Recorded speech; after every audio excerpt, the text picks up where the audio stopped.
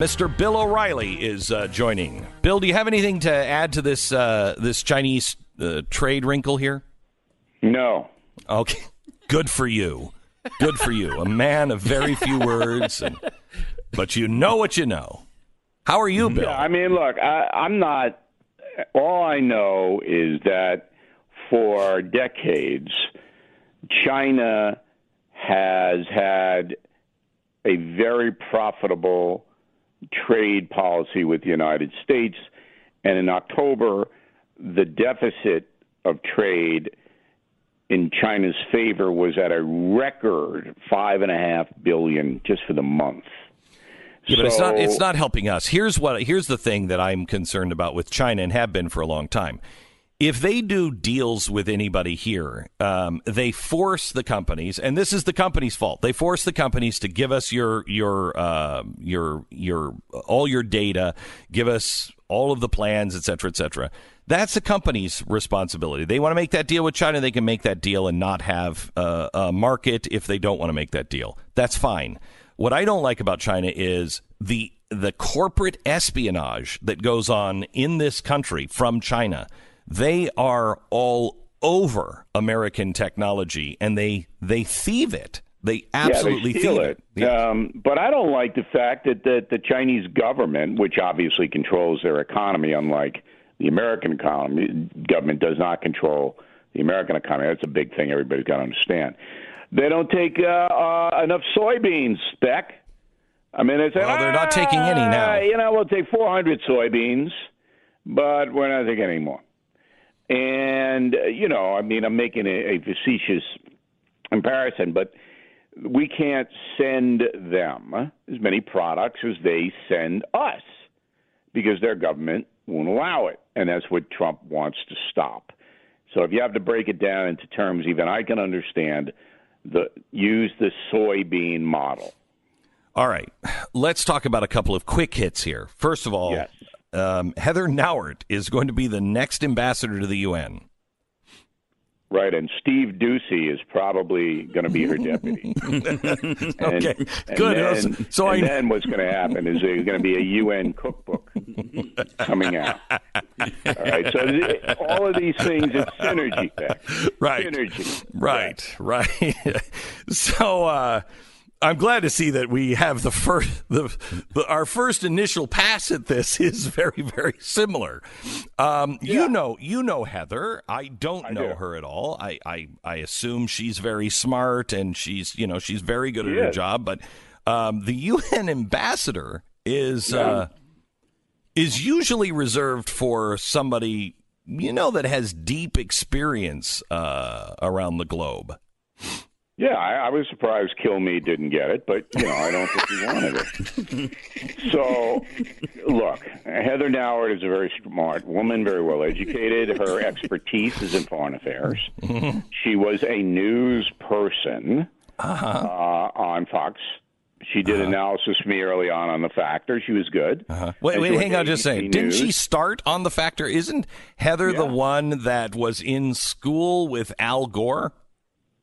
I don't know if she was in school with Al Gore. I don't know that. But I put her on first very early because she was smart. And her expertise was in foreign affairs. Then ABC hired her away from Fox. She was a reporter.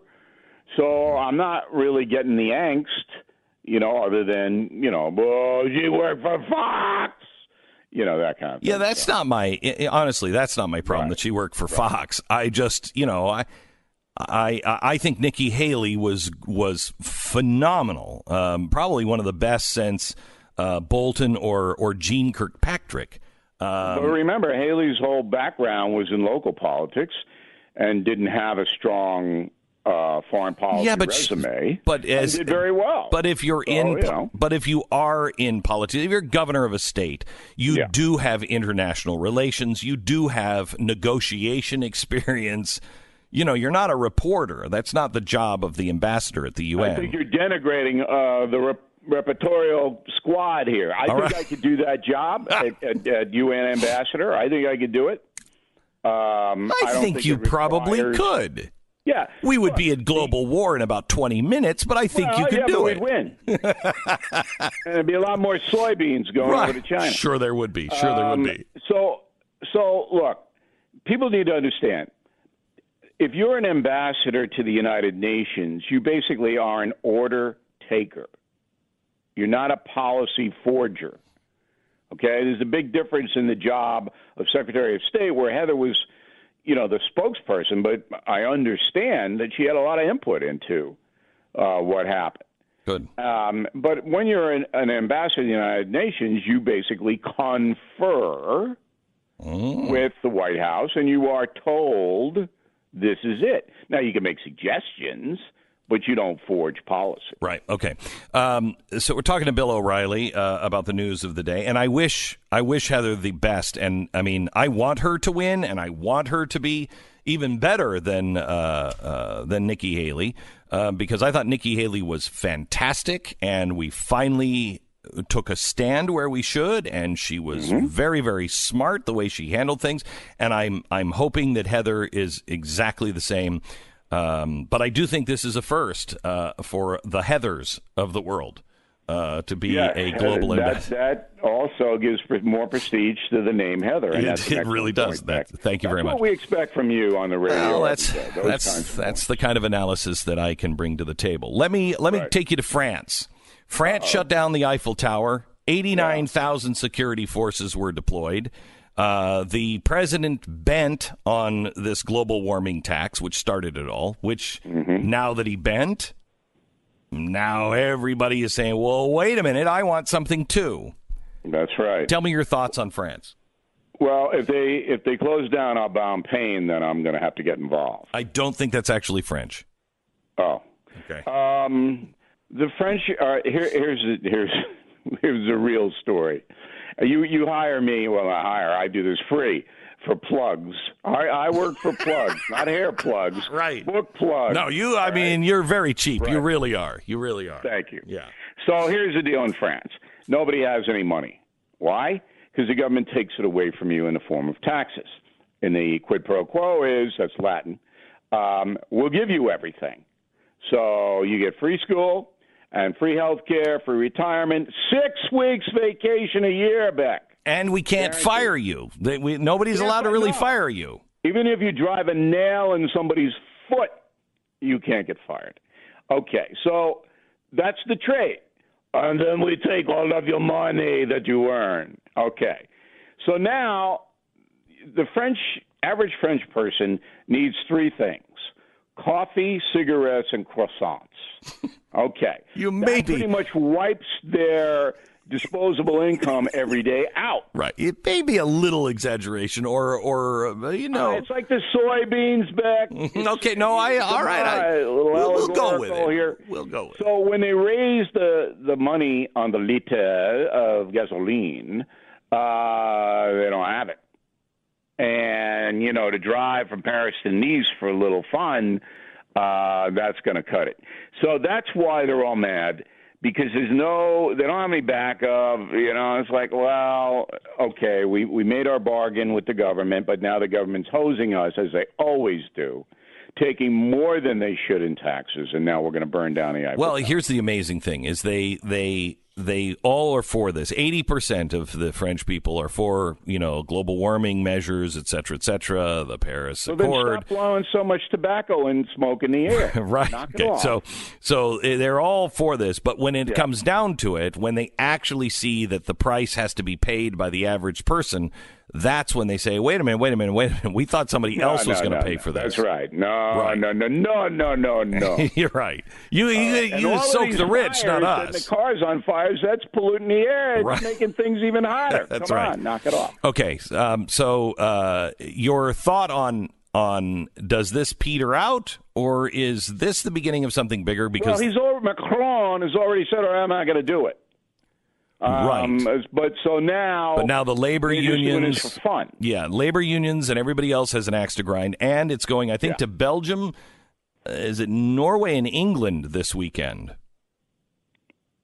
Norway and England are going to have demonstrations as well? Yes.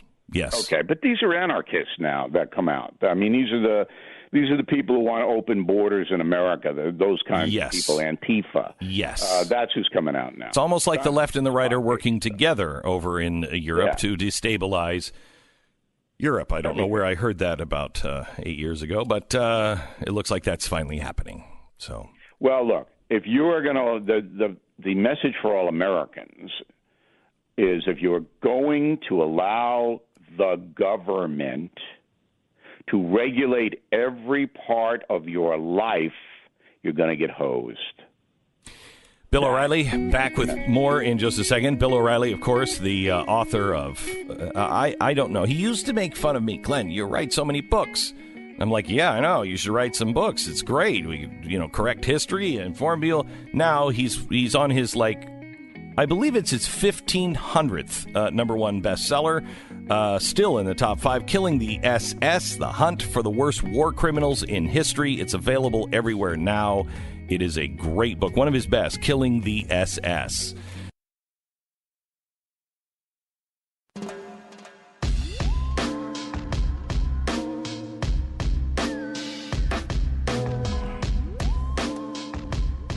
Glenn Beck.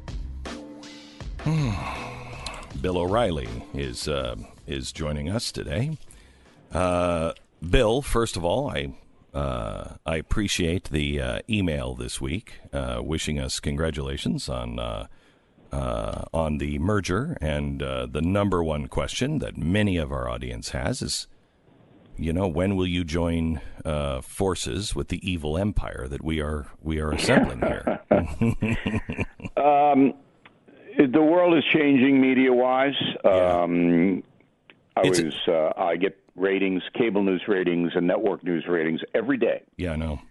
And the deterioration in the audience, particularly 25 to 54, is startling.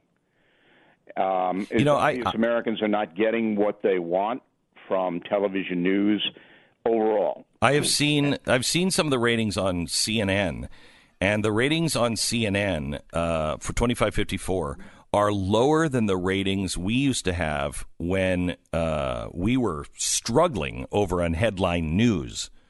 I mean, it's bleak. It's bleak. So I think that, consolidating your power on the Blaze with CRTV is a good, smart move. Yeah. It's all about having a vehicle that's different and then letting the folks decide what they'd like to watch. And also creating something, I think, that does not tell people what to say, what to do, what to think, how to produce their show. Just produce your show. And you got to get good people, and you also have to have distribution. That is the key. So at this point in my career, we're doing very well on BillO'Reilly.com, better than I ever thought. Mm-hmm. And I'm going to just wait and see, what happens in the next few months. Anything could happen with me. I mean, I'm open to a lot of possibilities. You never know. We've also hired a new negotiating firm, Vito and Vito. I like Vito, and I'm glad he's on parole. Oh, you're going to love him. You're going to love him. I'm glad he's out. All right. Bill, tell me here in about a minute and a half that we have, your thoughts on the George Bush funeral this week. Okay, before I get to that, when we come back, I hope we can talk about the column I wrote on religion and clerics sermonizing in churches. I hope you read that because I want to know what you think about what I said. All right. Okay. The funeral of Bush the Elder, very, very positive for America. Shows the world that the country admires patriotism and honesty. And certainly those attributes were part of the Bush the Elder's appeal. Obviously the cable news, it took about 30 seconds after the funeral in Washington was over for them to begin tearing up again and misbehaving. Can't stop it. It's an epidemic. It's disgusting. But I thought the Bush family and the whole presentation was a big plus for the country. What do you think George Bush, in the end, George H.W. Bush, will be remembered for? Being a decent man. He wrote me 2 letters that I promised I wouldn't publish until he passed. I have them on BillO'Reilly.com. Very strong letters, Beck. One about the media bias and the other about Iran-Contra. And I hope all your listeners will go there and read those letters. Mm-hmm. He was an honest man, but fundamentally a decent, kind man. I agree. I had a nice correspondence with him. I agree. Bill O'Reilly, we're going to talk about his really powerful op-ed, "O Come All Ye Faithful," when we come back.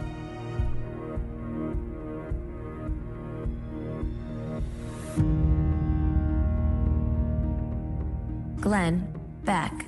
Mercury.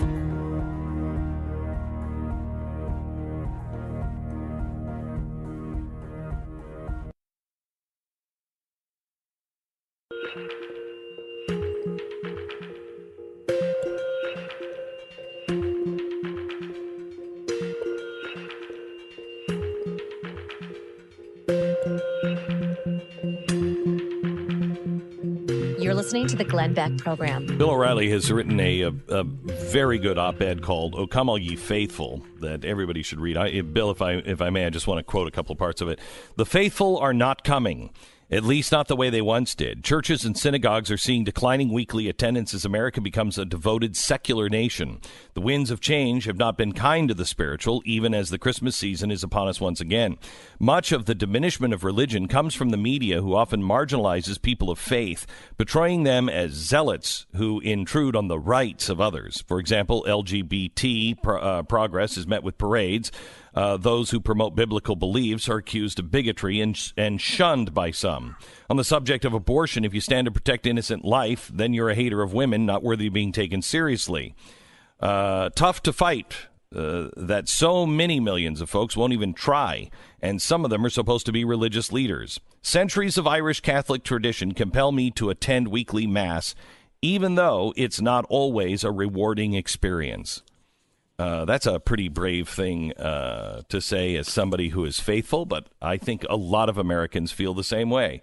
I go, and sometimes it's like, what are you talking about? Why aren't we talking about real things? Bill.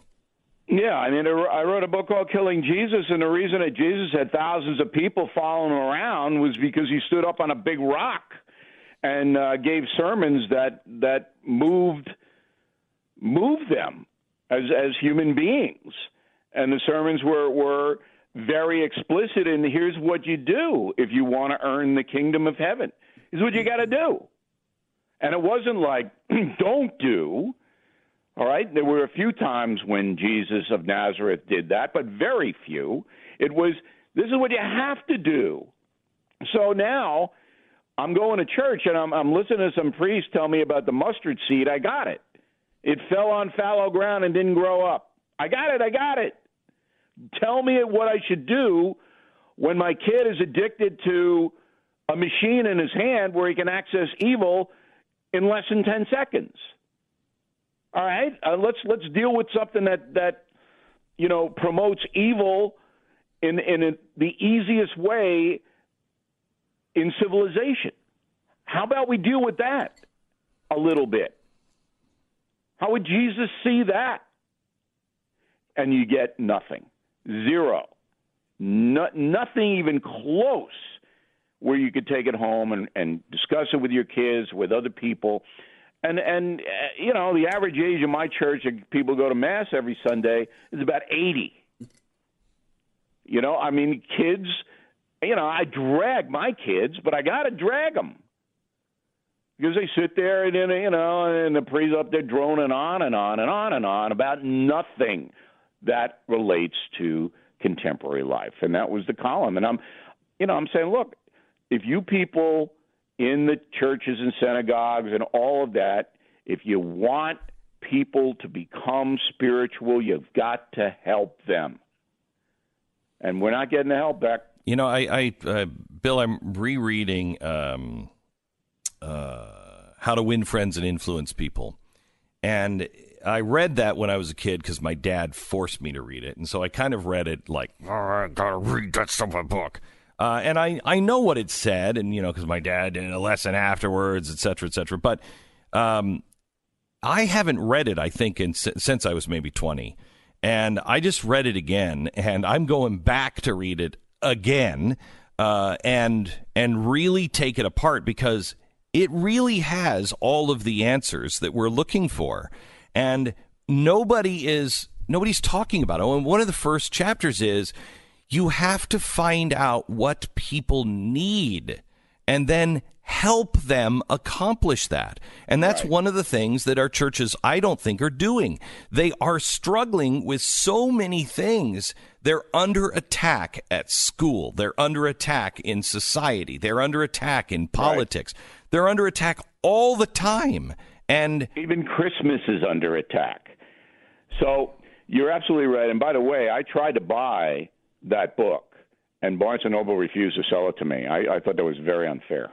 What? They said, O'Reilly, we're not giving you How to Win Friends. And, well, it's impossible for you. I think that says that somewhere in the book. This will work for everybody but Bill. But Bill, right? Yeah, and look, you've got. I'm sitting here, and my head's blowing off. You talk about Kevin Hart. Okay, I got no use for Kevin Hart. I like Kevin. He's all right. He's funny. Nobody wanted the job. Well, it's when you're down to offering, the job to KC and the Sunshine Band to host the Oscars, right? You got a problem. So if they came, let me ask you this: if they came to you and said, "Bill," no, I wouldn't do it. You wouldn't do it. No, you can't win. Number one, I can't pronounce the names of the movies, and I'm absolutely not going to see The Shape of Water. I know what The Shape of Water is. I'm not standing there. I'm not going. That would be such a great, but it would be so great to see you on stage, the Oscars. Just saying that. Saying that. It's just like, what are you people are all frauds. You're all phonies. I know you're liberal and you hate Trump. Why? Because you want to work. I got it. Everybody's got it. We have to do our own live Oscars here on that Sunday night. I'm awarding it to High Plains Drifter. I actually watched that last night. It was all right. So back to Kevin Hart. Yeah. Back to Kevin Hart. So you've got a cultural civil war in the country, and one side doesn't fight. That's the traditional spiritual religious side, and we're not in a fight. We're not doing it. So well, I think can we hang on just a second? Wait. Let me play what Kevin Hart said, because I think this is the way average people feel, and they feel I don't have to fight this because it's so crazy it just won't stand. But it is standing. But listen to what he said. I swear, man, our world is becoming beyond crazy. And I'm not going to let the craziness frustrate me or anger me, especially when I worked hard to get to the mental space that I am at now. My team calls me, "Oh my God, Kevin, the world is upset about tweets you did years ago." Guys, I'm almost 40 years old. If you don't believe that people change, grow, evolve as they get older, I don't know what to tell you. If you want to hold people in a position where they always have to justify or explain their past, then do you. I mean, he's right. And so people don't necessarily fight back because A, they don't see a way to win, and B, they're like, you know what? I can't even relate to these people. If you don't understand that something I said 10 years ago in a tweet shouldn't be held against me today. And he's a comedian. Right. He's Please. doing a riff. But that's a cop out though, Beck. I mean, to say, I don't want to really do it. Look, then you're ceding control of the American culture to Me Too, Time's Up, Gay Lobby, all of this stuff. So they're going to be the ones that tell you what you can and can't say. Okay, so let me go back to what you just wrote and what you just said. And I thought this was really great. You said, don't tell me what not to do. Tell me what to do. Right. So in the case of like Kevin Hart, and you see this and you're like, this is ridiculous. And you know it's going to happen to you or your kids. So what do you do? Well, I'm not going to spend a lot of currency sticking up for Kevin Hart. As I said, I mean, I don't think this is a champion of anything. They just needed a person of color to do the show, and then he was selected. But, I'm not going to campaign on behalf of Kevin Hart. But in my lifetime, I've been attacked every hour on the hour distorted, accused, whatever it may be, with the sole intent of destroying my voice. Because I wrote a book called Culture Warrior, which predicted this would all happen. That if you're going to have no leadership on the traditional spiritual side, what leadership do we have back? You're a voice, I'm a voice. There's a few more of us, but not many. Not many. We're outnumbered 100-1 in the media. And then you go into the individual churches around the country, and you get the mustard seed. Okay, you get nothing about, look, we believe certain things, and here is the way to promote your belief.